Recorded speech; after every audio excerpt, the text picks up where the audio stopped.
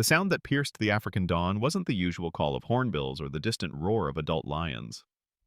It was something far more desperate, a high-pitched whimper that made wildlife photographer David Thompson freeze mid-step.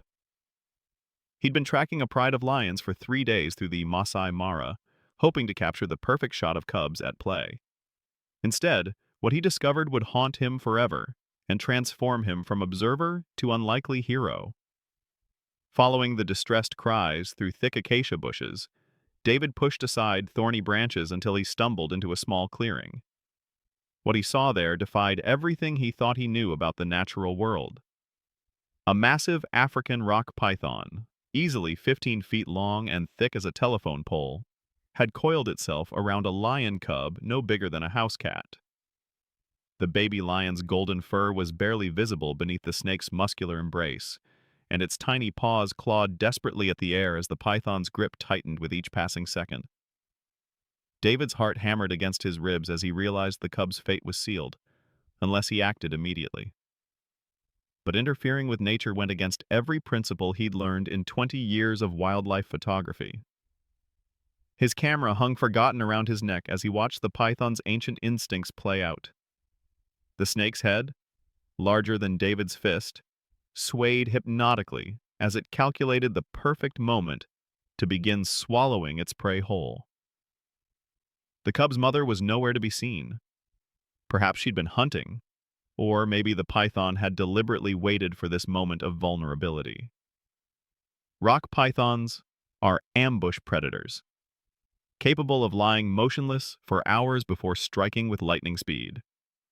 This one had chosen its target perfectly, a young lion separated from the protection of the pride, small enough to overpower but large enough to provide a substantial meal.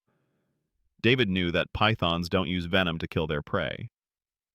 Instead, they employ a technique called constriction, tightening their coils every time their victim exhales until the animal can no longer draw breath. It's a slow, methodical death that can take anywhere from 5 to 20 minutes. As he watched, the cub's struggles were already growing weaker, its tiny chest rising and falling in increasingly shallow breaths. Every wildlife documentary David had ever watched, every conservation manual he'd read, emphasized the same cardinal rule: don't interfere with natural predation. The ecosystem depends on predators like pythons controlling populations and maintaining balance. But as the cub's golden eyes met his across the clearing, eyes filled with terror and a desperate plea for help, those rules crumbled. The python sensed David's presence and raised its massive head, forked tongue flicking out to taste the air, its prehistoric gaze fixed on him with cold calculation, as if weighing whether this new threat was worth abandoning its current meal. The snake's body was magnificent in its lethal efficiency, scales that shimmered like armor, muscles that could crush bones, and a patient intelligence honed by millions of years of evolution. David's mind raced through his options. He could throw rocks, but that might cause the python to tighten its grip and kill the cub instantly. He could make noise to try to startle the snake, but rock pythons aren't easily frightened once they've committed to a kill. His camera equipment was useless as a weapon, and he carried no tools designed for wildlife rescue. Then he remembered something his guide had told him years ago in the Amazon. Pythons are opportunistic, and they'll often abandon a difficult meal if an easier one presents itself. It was a desperate gamble, but David slowly began removing his khaki jacket, moving with deliberate care to avoid triggering the snake's defensive reflexes. The python's grip on the cub hadn't loosened, but its attention was now divided between its current prey and this strange new creature that had invaded its hunting ground. David could see the cub's breathing becoming more labored, its small body going limp as oxygen deprivation took hold. He had minutes at most before the situation became irreversible. With sudden determination, David began waving his jacket like a matador's cape, making himself appear larger and more threatening. He shouted at the top of his lungs, his voice echoing through the savanna morning. The python's head swiveled toward him, its black eyes reflecting an alien intelligence that had survived since the age of dinosaurs. For a terrifying moment, nothing happened. The snake seemed to be evaluating this new threat, its powerful body still wrapped around the dying cub.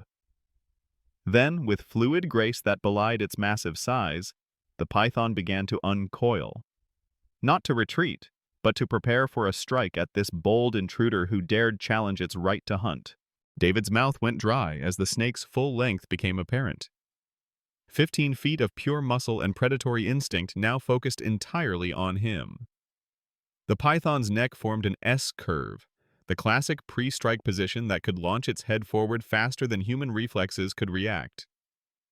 But as the deadly coils loosened, the lion cub gasped and drew its first full breath in what felt like hours. The standoff lasted an eternity that measured only seconds in real time. Man and snake faced each other across a clearing that had become an arena where the laws of nature hung in the balance. David could feel sweat beading on his forehead despite the cool morning air, and his hands trembled as he maintained his threatening posture with the jacket. Then, with the same fluid motion that had marked its attack, the python made its decision. Perhaps recognizing that this strange, loud creature was more trouble than it was worth, or maybe simply following some ancient survival instinct, the massive snake began to retreat. It moved with dignified slowness, never taking its eyes off David, disappearing into the thick undergrowth with barely a rustle to mark its passage. The lion cub lay motionless for several heartbeats, and David feared he'd acted too late. Then the small body shuddered, and the cub struggled to its feet on unsteady legs. Its golden fur was matted and damp from the python's saliva, and dark marks around its ribcage showed where the snake's coils had nearly crushed the life from its small body. But it was alive, and as David watched in amazement, the cub began to call for its mother with surprisingly strong voice. The response came within minutes, a thunderous roar that shook the ground beneath David's feet. The lioness burst through the bushes with the fury of a protective mother, her amber eyes scanning for threats until they found her cub. The reunion was everything David had hoped to capture with his camera, but he found himself too moved to lift it from around his neck.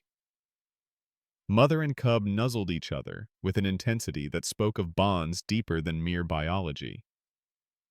The lioness examined every inch of her baby, licking away the traces of its ordeal, while the cub pressed close to her warmth and strength. It was a scene of pure love and relief that reminded David why he'd fallen in love with wildlife photography in the first place. As the lions disappeared into the savanna morning, David finally raised his camera, not to capture their image, but to check the footage he'd unconsciously recorded during the entire encounter. The video was shaky and often out of focus, but it told the complete story of those desperate minutes when the natural order had been challenged.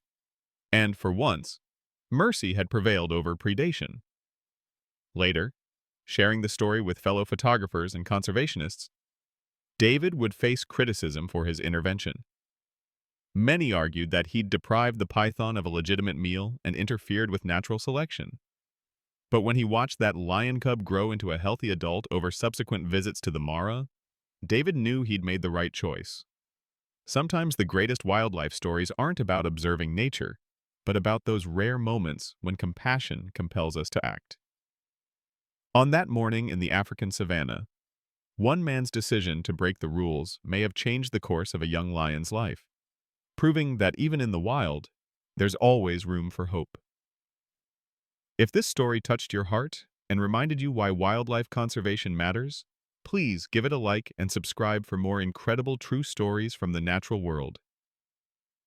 Every share helps spread awareness about the amazing animals we share this planet with and the complex relationships between predator, prey, and the humans who witness their struggles.